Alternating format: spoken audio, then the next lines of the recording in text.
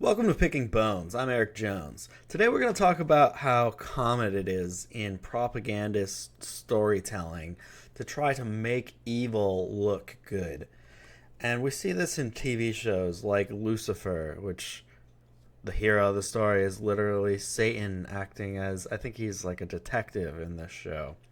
Then we've got shows like Supernatural, where this is especially common in these shows where guys get together to fight the demonic, is that they will have the main characters ally with demons. And so in Supernatural, you've got two large examples of this with these characters. You've got Castiel, who's this angel who joins them. And then you've got this guy who's actually a demon named Crowley. And Crowley becomes kind of their frenemy, I guess. And they often work together with this demon. And there's also a plot line where Castiel literally becomes a fallen angel who turns against heaven. Um, it's like very Luciferian. And this is like their best friend of the two main characters. So you've got constant alliances with the demonic in these sorts of shows. And they also, in Supernatural as well, they join a group called the Man of Letters. And this is their symbol here. And if you know what that is, you might recognize it. It's Crowley, the real Crowley's symbol for Thelma, his religious occult belief system. So then we've got shows like Sabrina. The original Sabrina was pretty tame. There was magic in it, but it was nothing like this. And this newest iteration is purely satanic. Um, and and so you go back to like Buffy the Vampire Slayer, which was one of these first shows that was all about fighting the demonic, and they had it back in there where some of her friends are like actually vampires, and she's got these two dudes that want to suck her blood. And I realized the other day, like, oh, vampires are meant to just draw basic bitches towards the demonic. That's so obvious once you realize that. It's like, oh, okay. You that's all this is. It's just basic bitch satanic propaganda. Now, I'd like to jump into a game series. I was going to use a video clip to show what happens here, but YouTube seems to not want us to use video clips anymore. So I'll just explain what happens. At the beginning of the first game, you join an organization called the Grey Wardens. And the Grey Wardens stand up against the Darkspawn, which are these sort of demonic creatures. You can think of them kind of like the orcs in Lord of the Rings. And you get recruited by this guy. But what ends up happening is you have to drink the blood of these demonic darkspawn and to try to get some of their power. And that's how you become a Grey Warden. And so one guy drinks the blood, he dies, and then the other guy is like, "Hey, I want to stop evil, but like this is screwed up. I've got a wife and kids. Like I'm not down with this." And and the Grey Wardens murder him. So this is his dead body.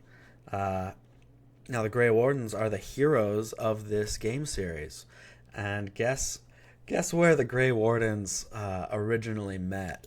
It was a place called Weishaupt Fortress, and Adam Weishaupt is of course the founder of the Bavarian Illuminati.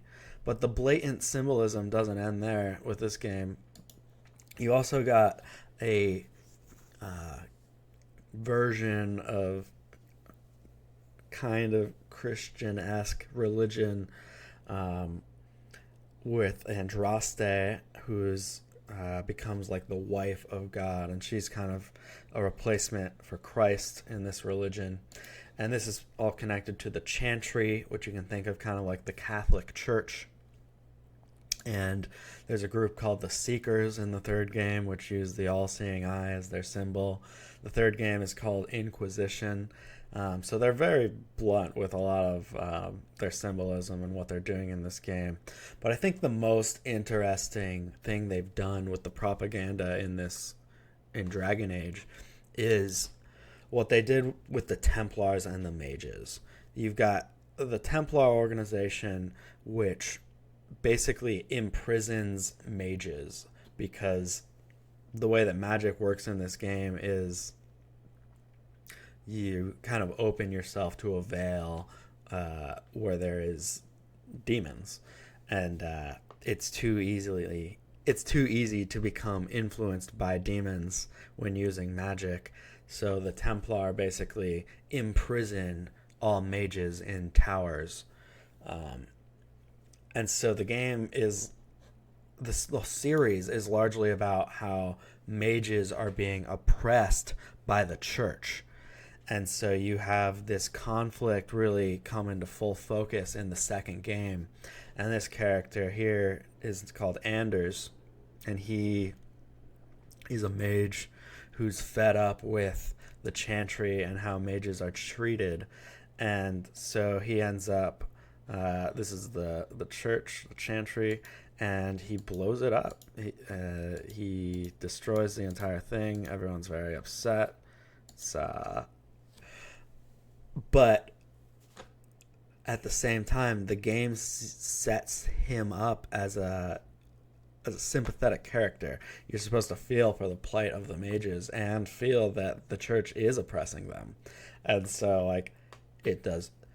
The game kind of lets you decide how you want to handle this, like how angry you get about this. But I would say it really is trying to push an anti-Christian message, which says that Christianity is holding other religions back. It's holding occultists back.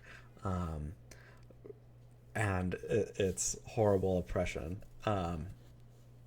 It's pretty crazy propaganda that they put in Dragon Age 2. And it's also interesting just to consider the name Dragon Age. Is it talking about something in the game, or is it talking about the new age?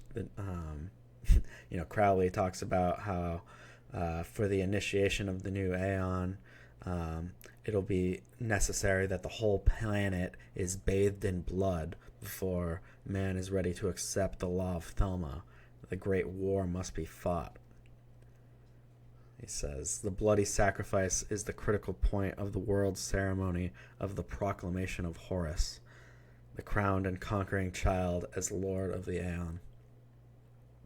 There's an interesting Bible verse that says in 2 Corinthians 4:4, it says, in whom the God of this world hath blinded the minds of them which believeth not, lest the light of the glorious gospel of Christ, who is the image of God, should shine unto them. But this term, the God of this world, that's referring to Satan. It's not the true God, but it's who many people treat as God, is actually Satan. But this word here is interesting.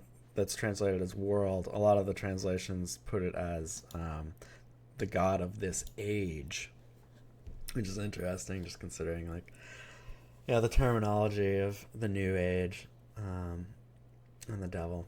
And it seems that they've gotten so blatant with putting their satanic symbolism in games and TV and movies and even in front of our Capitol buildings in all the states. They're trying to get these satanic statues, and it's not just satanic.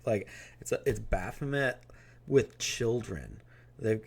And our society is at the point where people are okay with this, or they're like, well, I guess we should let them do it because religious freedom is the greatest thing in the world. Freedom is the most important thing there is. There's no other values that we should hold more dear.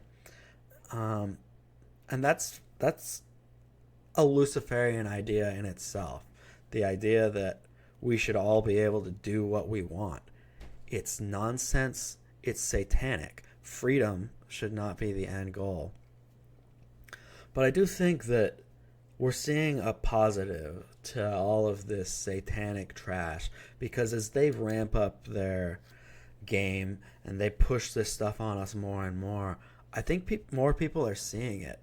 And just anecdotally, it seems to me that a lot of people are considering Christianity more now, and we're seeing more people drawn into it. And Harvard research evidently talks about how U.S. Christianity is not shrinking but growing stronger. This is from just last year. And it's really interesting to see. Some people that I had never heard talk about Christianity are starting to talk about it, and it's really interesting. I think that they've gone too far with their propaganda and with their selling of evil, and so it's good that we're seeing a pushback for that. And yeah, so that's all I've got for you today, guys. And I hope you have a great day.